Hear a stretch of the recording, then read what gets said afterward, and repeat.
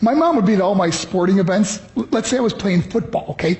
My mother would be on the sidelines, and if the play on the field started going one way, my mother would run along like, Mark, get him, get him. I'd be like, oh my gosh.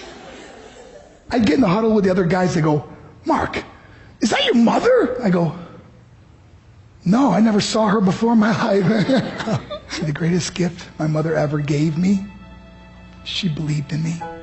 I have overdosed on drugs on 3 occasions where I should have been dead. But I believe I was kept here for a reason. You show me your friends, I will show you your future. How do I know this? I hung out with losers, and I became the biggest loser of them all because I gave up everything I dreamt about as a little boy because of who I chose to surround myself with. My friends would drive me home at 2, 3, 4 in the morning. We'd be drunk and high, laughing in the car. We'd pull up in front of my house in New York. They go, Mark, the light's on. I go, oh man, my mother's up. See, my mom wouldn't go to bed until she knew her son was still alive. I'd walk in, she'd say, hi Mark, how was your night? I go, it was good, Mom, I'm just gonna go to bed. She goes, can I talk to you for a minute? I go, Mom, I'm tired, I'm just gonna go to bed. She goes, Mark, I haven't seen you all day and all night. Can I please talk to you? I said, man, just leave me alone. You bug me. I'd slam my bedroom door on the one person who believed in me. I was on a worldwide tour and we were wrestling overseas in Japan. After my wrestling match, I went upstairs in my hotel room and I fell asleep. There was a knock at my door at 3 o'clock in the morning. I got out of bed and I looked through the safety window and I could see it was a Japanese promoter. So I opened the door and he said, Mark, you need to call home. There's been an emergency. I went and got on the hotel room phone. I called back to the United States and said, hey, what's going on?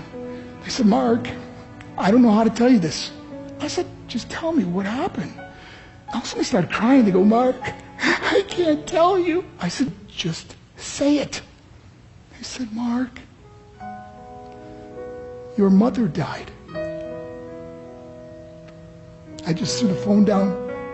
I ran out of my hotel room. I took the elevator to the lobby, and when the doors opened up, I just ran out into the street. I mean, there was no cars, there was no people. It was 3 o'clock in the morning. And I walked down the middle of a street in Hiroshima, Japan, and I remember looking up and just saying, Mom, I am so sorry. I flew home for her funeral, and I was so nervous to walk up to her casket, so I just stood way in the back. And I kept looking from a distance. I kept thinking to myself, Mom, please wake up.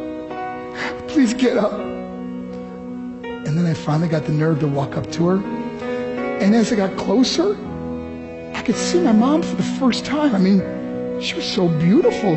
She was dressed in white. I mean, she looked like an angel. And I just stood over and I said, Mom, you are my hero. Everything I am, everything I hope to be was because of you. You loved me so much. You gave me a life. You're the only one that ever believed in me. How did I repay her?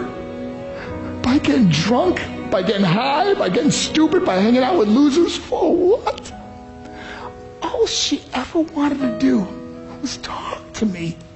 I wish I could talk to you now, Mom. I wish you could see what I'm doing. Why couldn't I have been a better son? We are defined by our choices. But if you surround yourself with people involved in drugs and alcohol and pills, it's a dead end. I'm not here to preach to you. I'm here to tell you I lived that life. It leads to broken hearts, broken relationships, broken dreams, and death. For what? To get high? If you have a mother or a father, when you go home, tell them how much you love them.